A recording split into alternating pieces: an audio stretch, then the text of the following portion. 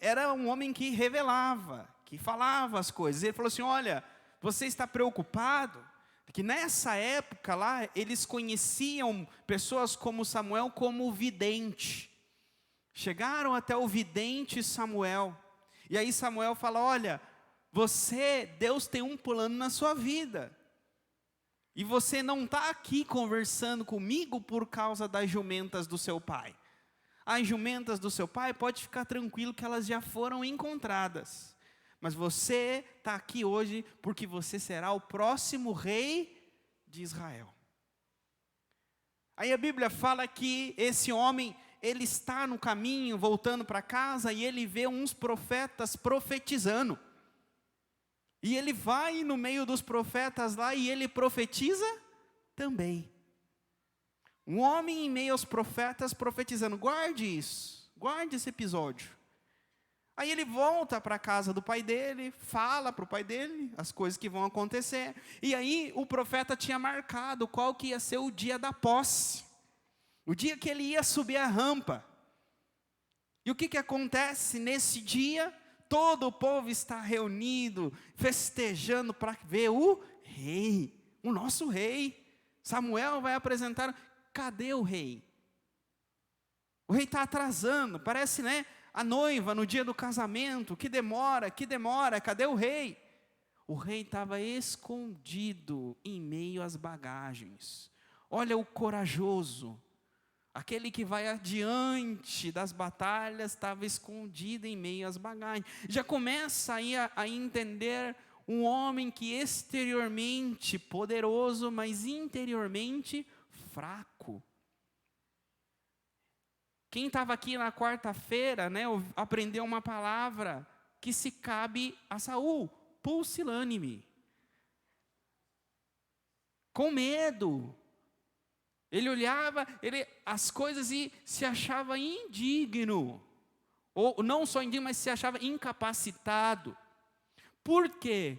Porque Saul, ele era uma pessoa que se preocupava com o que as pessoas pensavam dele. Então todas aquelas pessoas ali travou Saul, porque pode ter ficado com medo da rejeição. O que eles vão falar de mim? Mas Deus não esconde Saul, tira Saul entre as bagagens, e Saul, ele é empossado como rei à força. Porque se dependesse de Saul, ele não ia ser empossado rei nesse dia. Tinha fugido. Mas depois que ele foi empossado rei, aí ele não quis largar o osso mais. Primeiro ele não queria. Depois, quando ele foi empossado, aí ele não queria largar. Ele não queria perder. Então Saul começa dessa forma o reinado dele. E vemos que ele se prende tanto ao louvor dos homens, a um temor dos homens. A Bíblia diz que nós temos que temer a Deus e não temer os homens. A Bíblia diz que nós também não devemos buscar a adoração dos homens. Não devemos fazer as coisas para que os homens nos glorifiquem. Nós devemos glorificar a Deus e buscar o galardão, a recompensa celestial. Porque alguns buscam recompensa humana. E a recompensa humana que alguns buscam é a glória dos homens, a aprovação humana. Aqui não está falando só de aprovação de gente que não é da igreja, ou é a aprovação de homens, a aprovação do meu pai, a aprovação da minha mãe, a aprovação do meu pastor. A Bíblia fala para não buscarmos, não dependermos, não nos angustiarmos da aprovação humana, o que as pessoas vão pensar de nós. E Saul, esse era um ponto fraco de Saul. Vocês lembram quando Saul saiu para guerrear com Davi? E eles voltam da guerra em festa porque eles venceram. E a multidão cantava: Saul venceu milhares, Saul venceu milhares. Saul, cantem mais, cantem mais. Aí muda a canção, mas Davi venceu dezenas de milhares, mas Davi venceu dezenas de milhares. Fala que o semblante de Saul caiu. E a partir daí, ele criou uma paranoia com Davi. Passou a perseguir Davi. Tentou matar Davi, tirar Davi da cama dele, na noite de núpcias. Porque ele criou uma paranoia. Ele tentou matar o próprio filho, nessa sanha de matar Davi. Esse é o poder de quem vive, quem depende, quem anseia. O louvor dos homens, é isso que faz na cabeça de uma pessoa. Por isso a Bíblia nos ensina a analisarmos a nossa vida.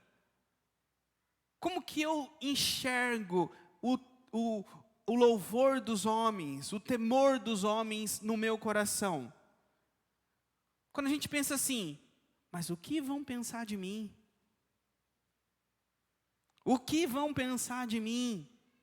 Quando nós pensamos assim, dá um pontinho dentro de nós que nós nos preocupamos com o louvor dos homens.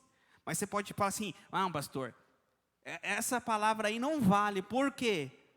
Se eu for lá, se eu falar assim, eu não vou pecar, eu não vou adulterar, por quê? O que vão pensar de mim se eu pecar? O que eu vou pensar de mim se eu adulterar? Você tem razão.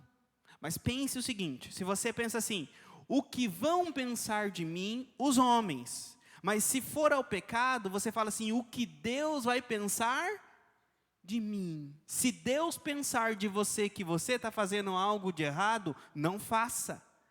O problema é quando nós pensamos assim, o que Deus vai pensar de mim? Aí Deus fala, eu não vou pensar nada, tudo bem, pode fazer.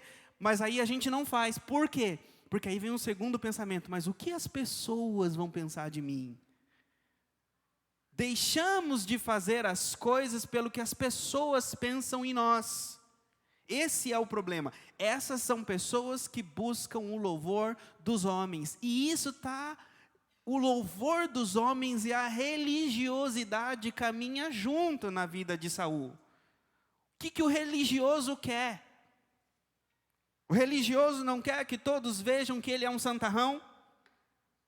O religioso não quer que todos vejam que como ele jejua, como ele prega, como ele canta, como ele toca, como ele é capacitado, como ele tem. Isso é que o religioso faz. Então a religiosidade caminha junto do temor dos homens.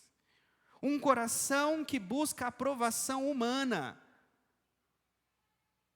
E as pessoas às vezes paralisam em ambientes onde todo mundo tem que gostar de você.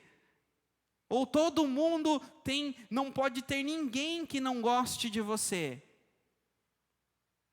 Nem todo mundo gostou de Jesus. Todo mundo gostou de Jesus? Os mais religiosos não gostavam de Jesus. Aqueles que eram sacerdotes, sumos sacerdotes, fariseus, saduceus, esse era o grupo que não gostava de Jesus. Por que eles não gostavam de Jesus? Porque Jesus ameaçava o sistema. Jesus ameaçava a máquina que eles tinham criado para dominar as pessoas, para angariar dinheiro das pessoas. Por isso que eles não gostavam de Jesus. Então tenha certeza, quando você incomodar o sistema, as pessoas que se beneficiam do sistema não vão gostar de você. Então, como pastor, eu gostaria que mais pessoas não gostassem de vocês. Mas da maneira certa. Se você vier aconselhar comigo, e falar assim, pastor, não gostam de mim na igreja, não gostam de mim no trabalho. Eu falo assim, tá, mas me conta por que não gostam de você. E eu vou te ouvir. Aí eu vou fazer perguntas, tá? Desculpa, irmãos, já falo agora para vocês não virem se aconselhar comigo. eu não sou um pastor que vou falar, coitadinho de você, que pena que fazem isso com você. Sabe por quê, irmãos? Eu não sou esse pastor, eu não faço isso. Porque isso não vai te ajudar. Não vai te ajudar. Como pastor, sabe o que eu quero? Eu quero que você, às vezes, sim, venha se aconselhar comigo, as pessoas te tratarem mal, mas eu quero que você não sinta mais o que você está sentindo quando você vem se aconselhar comigo. Então, quando você vem se aconselhar comigo, como você está se sentindo? Entristecido, abatido, humilhado. Então, eu não quero que você se sinta assim mais. Agora, eu posso fazer duas coisas para você não se sentir mais quando você vier falar comigo assim. Uma, eu posso ir aonde estão as pessoas que fizeram isso com você, falar, ó, não faça mais isso com ela, porque olha como você fez ela se sentir. Eu posso mudar a circunstância à sua volta, ou eu mudo o seu coração, para que as coisas aconteçam, mas você não se sinta mais como você está se sentindo. Então, o que está ao meu alcance é transformar a sua percepção das coisas. Não está ao meu alcance mudar as coisas na sua volta. Então, eu acredito que se eu disser, coitadinho de você e tal, não vai te ajudar a mudar a sua percepção. Pastor, e por que você está falando isso? Porque a mesma coisa vocês têm que fazer com os filhos de vocês que estão naquela salinha. Vocês vão no trabalho do seu filho, brigar com o chefe deles que fez alguma coisa para o seu filho e fez o seu filho ficar chateado? Não tem como. Nós temos que criar os nossos filhos para o mundo,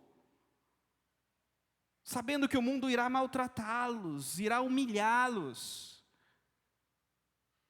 E é por isso que quando eu aconselho, eu não falo, coitadinho de você, mas aí eu falo, o que aconteceu?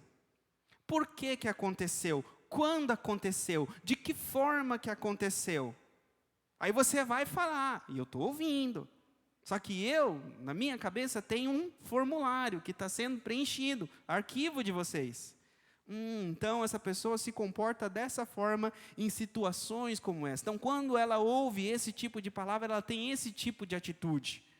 Por que ela tem esse tipo de atitude? Qual é a percepção que ela tem para ter esse tipo de atitude? E aí eu vou dar direções. Então, vocês serão maltratados, perseguidos, vierem falar comigo, e eu entender que você foi perseguido como Jesus, você foi humilde, você serviu, você amou, mas ainda assim os seus atos de bondade foi contra o sistema, e você foi perseguido, eu vou dizer, continua, o Senhor é contigo, tenha força. Agora você fala assim, pastor, se você chegasse a aconselhar para mim e falar assim, pastor, mas é que as pessoas me perseguem, mas aconteceu isso uma vez, e sabe, eu não tenho sangue de barata. Aí eu sei que não é igual Jesus. Que você é perseguido porque você também deu brecha. Mas tudo bem, vamos conversar e vamos melhorar. Ou seja, quando nós afetamos o sistema, nós somos perseguidos. E é no silêncio, irmãos. Pessoas aqui sabem disso. Sabe como que você afeta o sistema? Não é apontando o dedo, não é brigando com o sistema, é fazendo aquilo que expõe o sistema. Se você fala a verdade, você vai expor a mentira. Se você pratica a verdade, você vai expor quem quer viver e praticar a mentira. E eles vão te odiar por isso. É por isso, a Bíblia fala para nós sermos sal e luz. Ser santarrão, não é ser sal e luz, não é ser santarrão. Não é a roupa que eu visto, não é a gravata que eu ponho, não é o tamanho da minha Bíblia que vai mostrar que eu sou sal e luz. Mas é o meu caráter. É o meu coração. A boca fala o que o coração está cheio. Então, quando nós somos luz no caráter, nas atitudes, nas palavras, nas que falamos e nas que não falamos. E aí, pessoas que são como Saul, elas são pessoas que são centradas nelas mesmas. Saul, então, aquele que ele tinha, buscava, ele tinha o temor dos homens, o que o povo vai pensar de mim? Saul pensava somente nele. Tanto que nesse texto que nós lemos, a Bíblia fala que ele tinha 3.000 soldados e ele estava se preparando para uma guerra. E nesse momento, lá no capítulo 10, Samuel havia falado para ele, olha, você vai se preparar para a guerra e me espera por 7 dias, que eu vou lá e vou fazer um sacrifício, um holocausto. E aí então, Saul organizou, separou os exércitos, 3.000 homens, ele ficou com 2.000 e mandou 1.000 com o filho dele. Aqui a Bíblia começa a mostrar para a gente, nos ensinar, que imprevistos acontecem, sim ou não? E os imprevistos nos pressionam a tomar decisões precipitadas. Então, nós não esperávamos que algumas coisas acontecessem, elas acontecem e nós somos pressionados. E aí, o que eu faço? Foi o que aconteceu com Saul, qual que eram os planos de Saul? Reúno 3.000 homens, espero 7 dias, Samuel chega, faz o holocausto, e aí vamos ver o que Deus vai fazer, não é? O que acontece? Reúne os 3.000 homens, no meio dos 7 dias que está aguardando, a Bíblia diz que Jonatas ataca um acampamento dos filisteus. Ou Saul não comentou para o filho dele, falou, não ataca em 8 dias. A Bíblia não diz. A Bíblia só diz que Jonatas atacou. Não diz se Saul mandou, se Saul não mandou, mas diz que Jonatas atacou. O fato de Jonatas ter atacado provocou a ira dos filisteus. Falou assim, já que vocês atacaram, então agora vocês vão ver. Os filisteus quiseram dar uma demonstração de poder. Falou assim, Ministério da Defesa traz todos os tanques, todos os caças, todos os soldados, vamos mostrar para eles o poder bélico que a gente tem. E a Bíblia diz que veio 3.000 carros com 6.000 cavaleiros e todo. A Bíblia diz que era tantos soldados como a areia da praia. Ou seja, era uma multidão que eles não podiam contar. Quando chegou todo esse exército, tinha 3.000 com Saul. Quando eles olharam, eles começaram a temer. Diz que uns fugiram, foram para cisternas, outros se esconderam, todos com medo. E aí então Saul começa a ver os seus soldados debandar. Saul então agora começa, a ver que as coisas não estão ficando boas para o lado dele. E assim acontece na nossa vida. Às vezes temos um planejamento, imprevistos acontecem, e aí a gente vê que aquilo que a gente planejou está cada vez ficando em uma situação pior. Assim, já estava ruim quando eu planejei. Aconteceu um imprevisto, parece que o negócio piorou. Saul estava nessa posição. E aí, passa um dia, passa 2, passa 3. Ele falou assim, não, mas ele vai chegar no 7º, né? Chega o dia 7. Imagina só o dia 7 esperando Samuel, esperando. Deu o dia 7, Samuel não chegou. Penso eu, Tudo pode ter vindo na cabeça de Saul. Deus abandonou mesmo. Primeiro, esse bando de soldado. Tudo isso é demonstração que Deus abandonou. O próprio profeta que falou para esperar 7 dias não veio. O profeta falou, espera 7 dias. Mas significa, ou seja, espera 7 que eu vou no 8º. Saul estava esperando ele chegar no dia 7. E se não chegou? Aí o que Saul fez? Tragam o holocausto. Traga o holocausto. E ele matou o animal e ele sacrificou o animal. Ele se precipitou. Ele se precipitou. E aí, a Bíblia diz que Samuel chegou. Bem na hora que ele terminou de sacrificar, Samuel chega. E Samuel fala assim para Saul: o que você fez? Põe a mão na cabeça. O que foi que você fez? Eu não sei vocês, mas parece as palavras da boca de Deus quando entra no Éden e fala para Adão: o que você fez? Às vezes essas palavras também são para nós. Fez um empréstimo. Falou antecipado com as pessoas o que não era para falar. Colocou, a carroça em frente aos bois. Deus chega para a gente e fala: o que foi que você fez?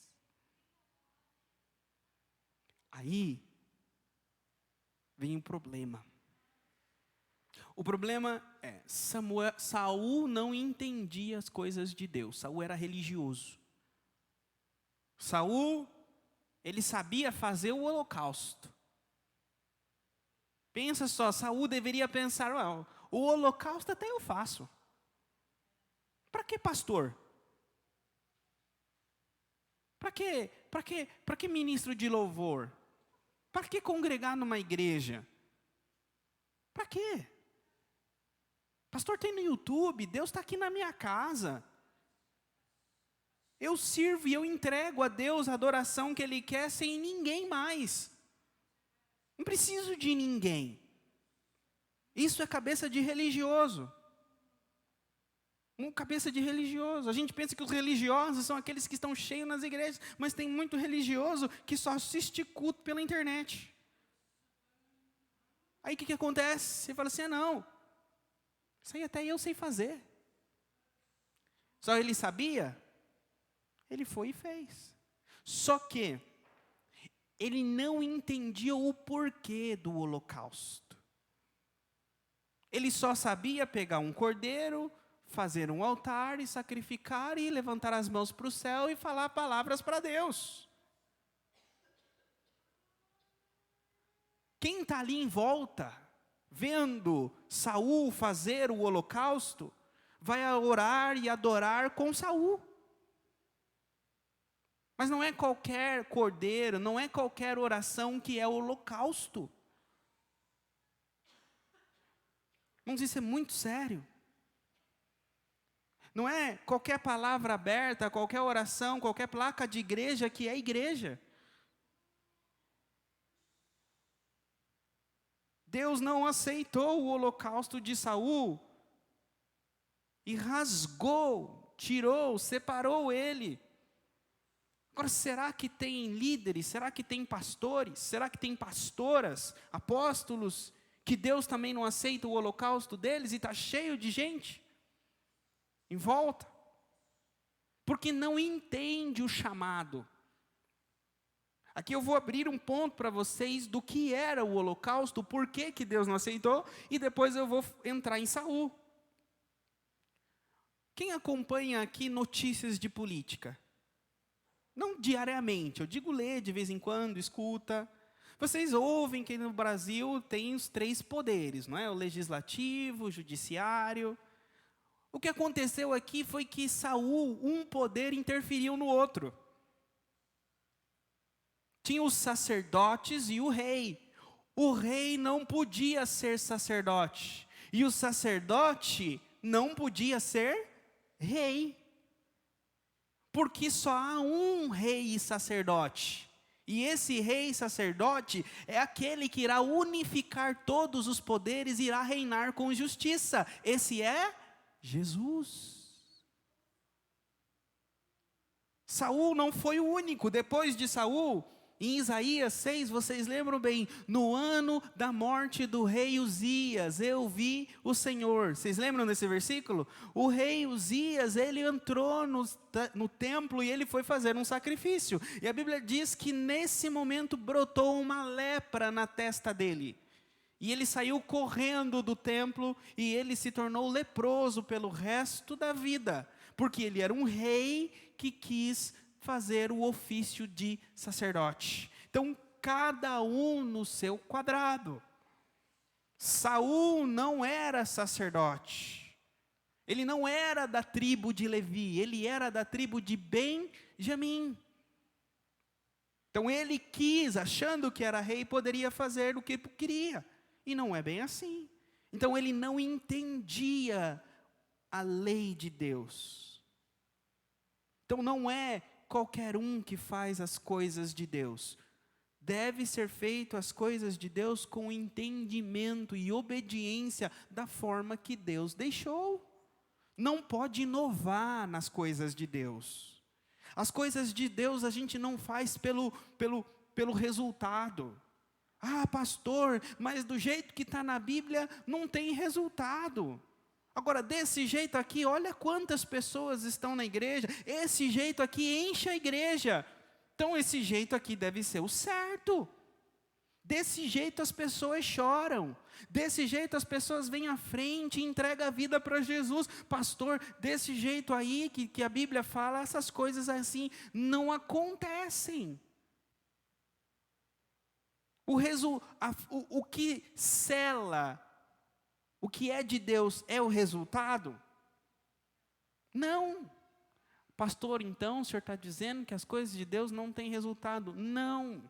Eu estou dizendo que as coisas de Deus, os resultados são no tempo de Deus e na forma de Deus. As coisas dos homens, nós buscamos os resultados em todo o tempo. É assim que o homem é. O homem quer resultado, resultado, resultado, resultado. Dinheiro, dinheiro, dinheiro, dinheiro, dinheiro. Torce para um time ganhar, ganhar, ganhar, ganhar, ganhar.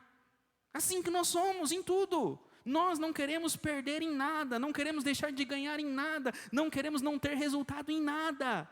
Então, o que nós podemos fazer na igreja para ter mais resultados? Vamos mudar a linguagem do pastor? Vamos criar uma lista de palavras para o pastor falar? É criar situações para ter resultados, e não é assim nas coisas de Deus. Saul queria o resultado, e ele deu pouca atenção nos processos que Deus deixou.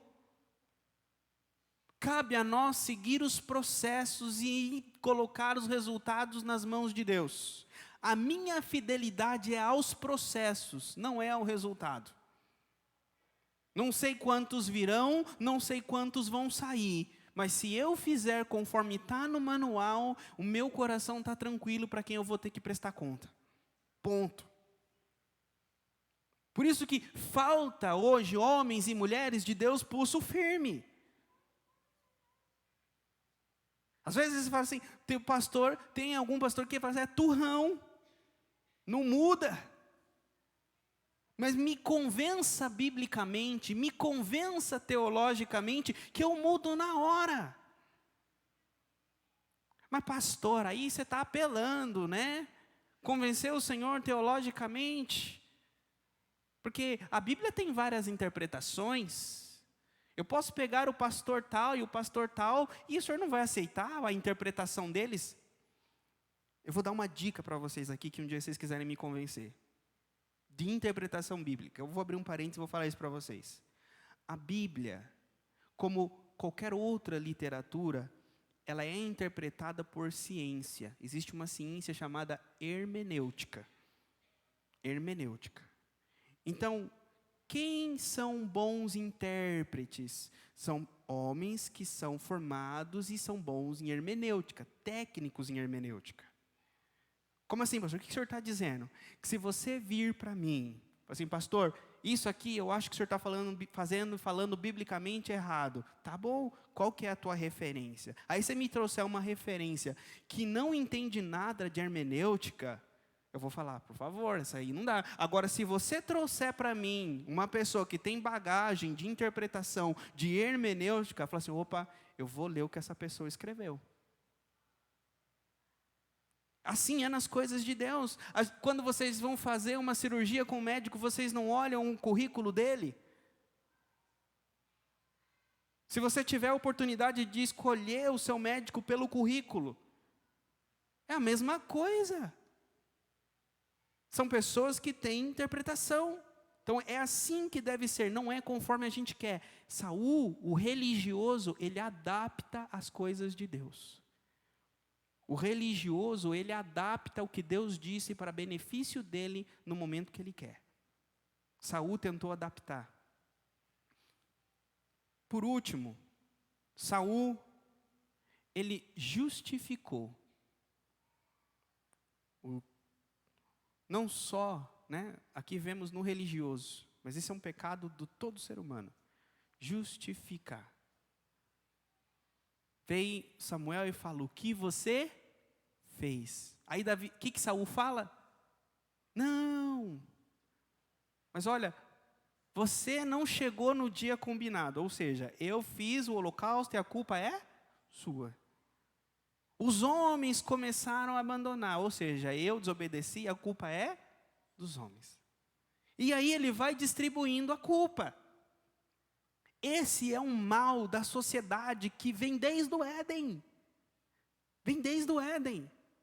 Deus chegou para Adão e falou, o que você fez?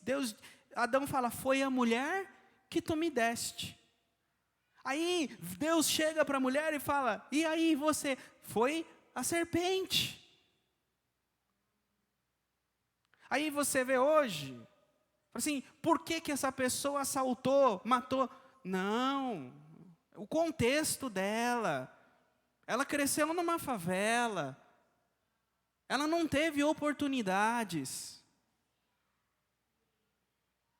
Uma coisa ajuda a outra? Ajuda. Uma pessoa que não tem oportunidade faz, mas não justifica a prática. Cada um é julgado pelos seus pecados. E enquanto nós não tratarmos pecado como pecado, não nos arrependermos dos nossos pecados e não assumirmos os nossos pecados, não tem transformação.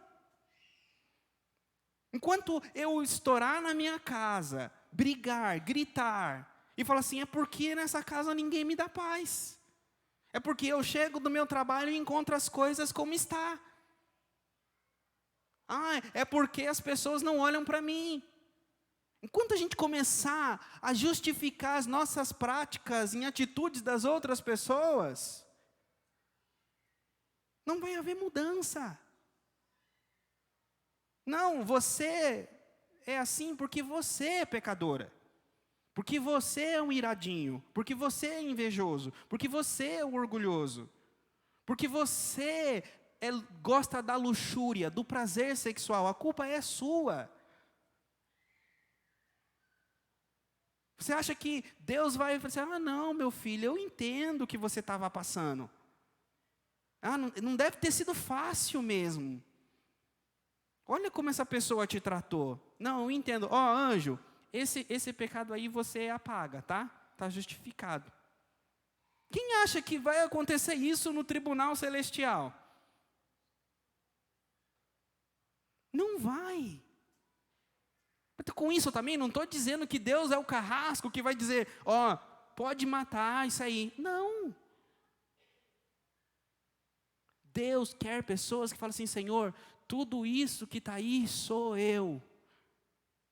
E tem muito mais que o Senhor sabe e eu não sei. Mas, Senhor, tem misericórdia de mim. Me ajuda, Senhor, a não ser mais assim. A não fazer mais isso. Aí fala assim, pastor, essa é a primeira parte, aí tudo bem.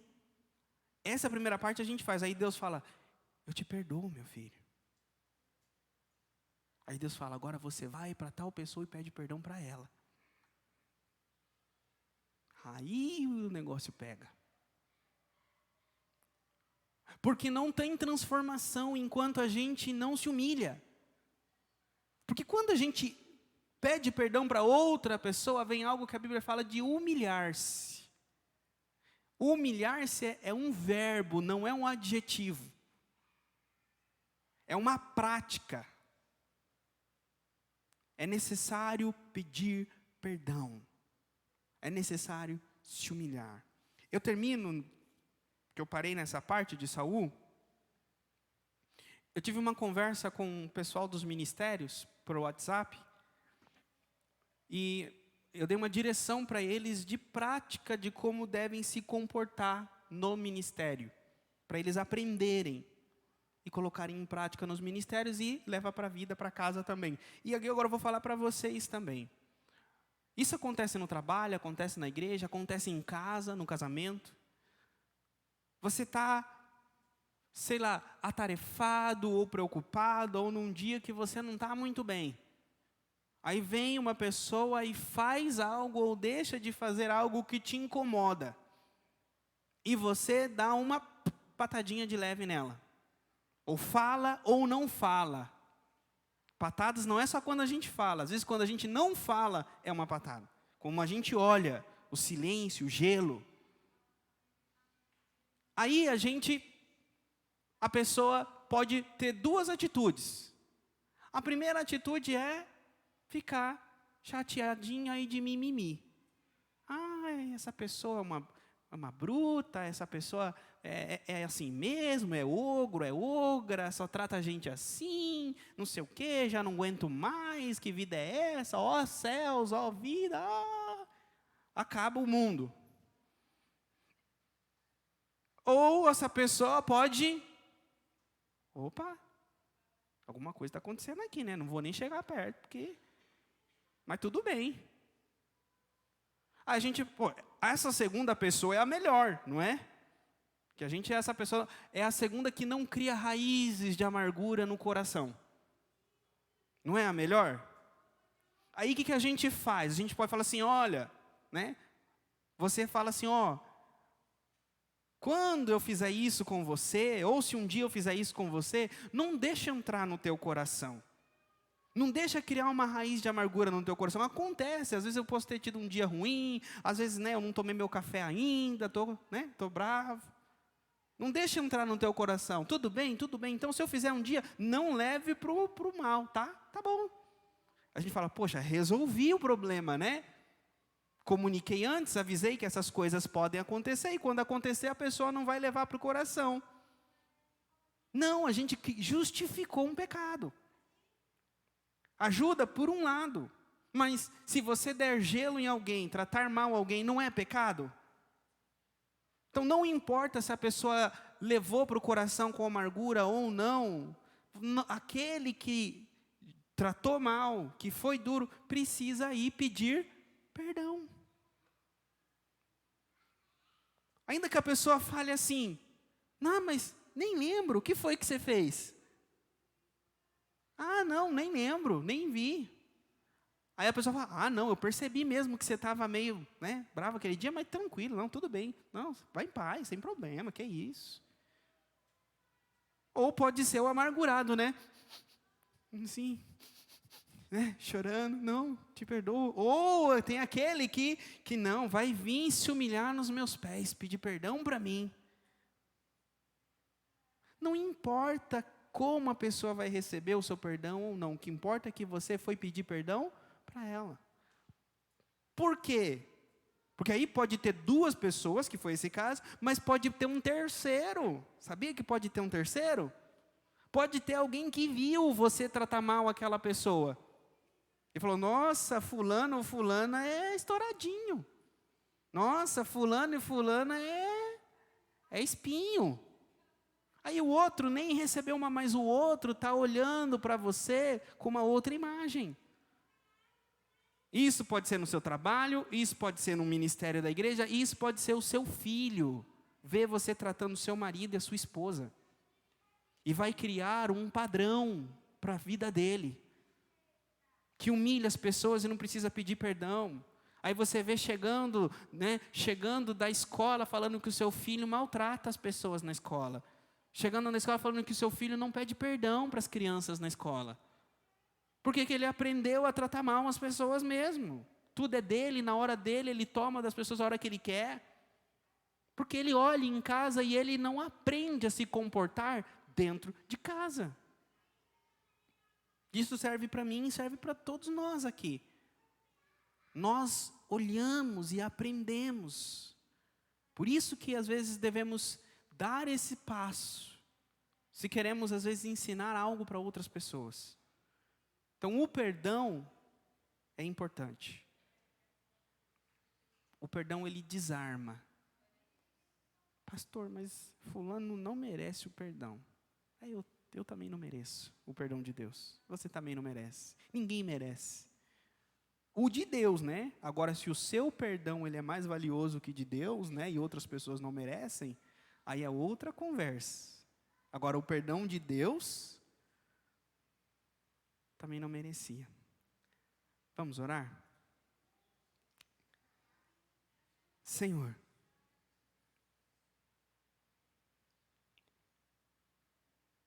obrigado pela Tua palavra, Senhor. Ela é luz para os nossos caminhos, ela é lâmpada para os nossos pés, Senhor. Que ela fortaleça os Seus filhos a passarem essa semana, Senhor, meditando, aprendendo, Te servindo.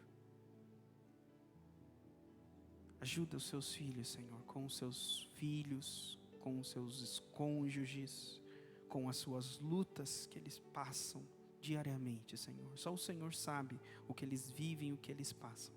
Tem misericórdia, Senhor. É o que eu te peço e te agradeço, em nome de Jesus. Amém. Irmãos, gostaria de ler para vocês Timóteo.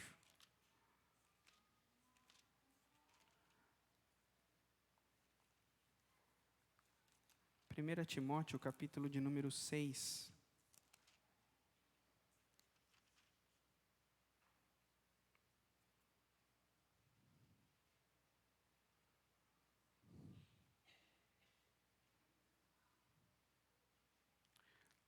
Timóteo 6, 6.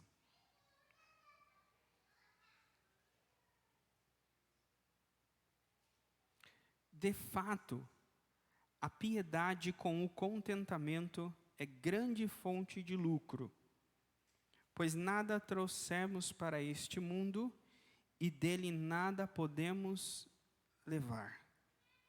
Por isso, tendo o que comer e com o que vestir-nos, estejamos com isso satisfeitos. É uma realidade muito difícil de ser alcançada. Paulo, num outro texto que todos nós conhecemos, tudo posso naquele que me fortalece. Paulo está falando do mesmo contexto. Ele fala assim, eu